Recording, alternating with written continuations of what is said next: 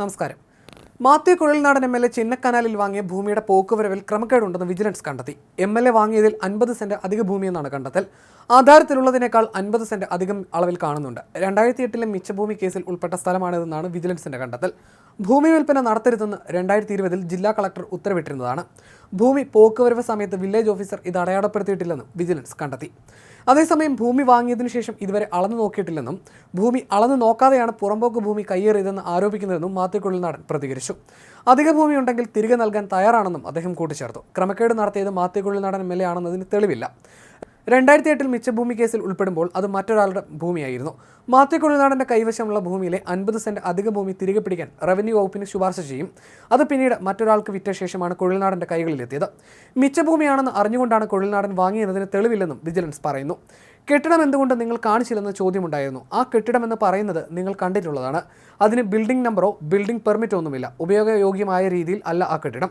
ഒരുപക്ഷെ അതിന് വാല്യൂ കാണാൻ പറ്റില്ലായിരുന്നു. നടത്തിയ കച്ചവടത്തിന് ആ കെട്ടിടത്തിന് പ്രത്യേകം വില കൂട്ടിയിട്ടില്ലാത്തതിനാൽ അത് ആ ആധാരത്തിൽ കാണിച്ചിട്ടില്ലെന്ന് ഞാൻ പറഞ്ഞിട്ടുണ്ടെന്നും കുഴൽനാടൻ വ്യക്തമാക്കി.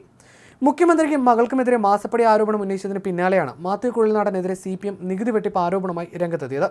നികുതി വെട്ടിച്ചാണ് ചിന്നക്കനാലിൽ ഭൂമിയും റിസോർട്ടും സ്വന്തമാക്കിയതെന്ന ആരോപണം CPM എറണാകുളം ജില്ലാ സെക്രട്ടറിയാണ് ഉന്നയിച്ചത്.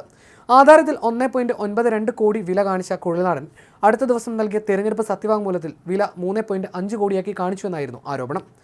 അതേസമയം പിണറായി സർക്കാരിന് മുമ്പിൽ മുട്ടുമടക്കില്ലെന്ന് തന്നെയാണ് കുഴൽനാടൻ വ്യക്തമാക്കുന്നത്. മാസപ്പടി വിഷയം ഉന്നയിച്ചതിന് പിന്നാലെയാണ് തനിക്കെതിരെ വിജിലൻസ് അന്വേഷണം വന്നതെന്ന് കോൺഗ്രസ് MLA മാത്യു കുഴൽനാടൻ പറയുന്നു. ഏത് അന്വേഷണവുമായും താൻ സഹകരിക്കും. രാഷ്ട്രീയമായി പുകമറ സൃഷ്ടിക്കാൻ ശ്രമിച്ചാൽ രാഷ്ട്രീയമായും നിയമപരമായും നേരിടും. മാസപ്പടി വിഷയത്തിൽ വിജിലൻസ് അന്വേഷണം ആവശ്യപ്പെട്ട് താൻ നൽകിയ പരാതിയിൽ ഇതുവരെ നടപടിയെടുത്തിട്ടില്ലെന്നും അദ്ദേഹം വ്യക്തമാക്കി.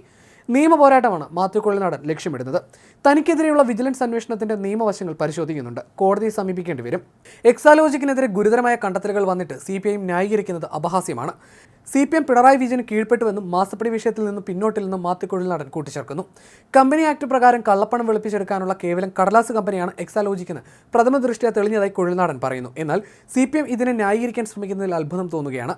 പിണറായി വിജയന്റെ പേരുച്ചരിക്കാൻ CPMന് ഭയമാണെന്നും മാത്യു കുഴൽനാടൻ ആരോപിച്ചു. എക്സാലോജിക്കുമായി ബന്ധപ്പെട്ട് ആദ്യഘട്ടങ്ങളിൽ തന്നെ ഞാൻ ചില കാര്യങ്ങൾ പറഞ്ഞിരുന്നു. അന്ന് കേവലം രാഷ്ട്രീയ ആരോപണം അല്ലെങ്കിൽ മുഖ്യമന്ത്രിയുടെ മകളെ പറയുന്നു എന്ന നിലയിലാണ് പ്രചരിപ്പിച്ചത്. എക്സാലോജിക് കമ്പനിയുടെ പ്രവർത്തനം കേവലം കടലാസ് കമ്പനിയുടെ രൂപത്തിലാണെന്ന് പറഞ്ഞപ്പോൾ അന്ന് അധികമാരും മുഖവിലക്കെടുത്തില്ല. ഇന്ന് കമ്പനി ആക്ട് പ്രകാരം ഒരു കമ്പനിയുടെ പ്രവർത്തനത്തെ ആധികാരികമായി പരിശോധിക്കാൻ കഴിയുന്ന രജിസ്ട്രാർ ഓഫ് കമ്പനീസ് പരിശോധിച്ച് പ്രഥമ ദൃഷ്ട്യാ ഇത് അഴിമതി പണമോ കള്ളപ്പണമോ വെളുപ്പിച്ചെടുക്കുന്ന കമ്പനിയാണെന്ന നിലയ്ക്ക് അവർ വിലയിരുത്തിയിട്ടുണ്ടെന്നും മാത്യു കുഴൽനാടൻ പറഞ്ഞിരുന്നു. CPM പോലൊരു പാർട്ടി അതിനെ ന്യായീകരിക്കാൻ ശ്രമിക്കുകയാണെന്നും മാത്യു കുഴൽനാടൻ ആരോപിച്ചു. പിണറായി വിജയന്റെ പേരെടുത്ത് പറയാൻ എന്ത് അധികാരമെന്ന് EP ജയരാജൻ ചോദിച്ചത് യഥാർത്ഥത്തിൽ പിണറായിയുടെ പേരുച്ചരിക്കാൻ ഭയക്കുന്ന പാർട്ടിയാണ് CPM എന്നതുകൊണ്ട് തന്നെയാണ്. വീണയോ മുഖ്യമന്ത്രിയുടെ കുടുംബമോ എന്തു തന്നെ ചെയ്താലും അതിന് ഓശാരം പാടി നിൽക്കാൻ മാത്രമേ ഇപ്പോഴത്തെ CPMന് കഴിയുകയുള്ളൂ.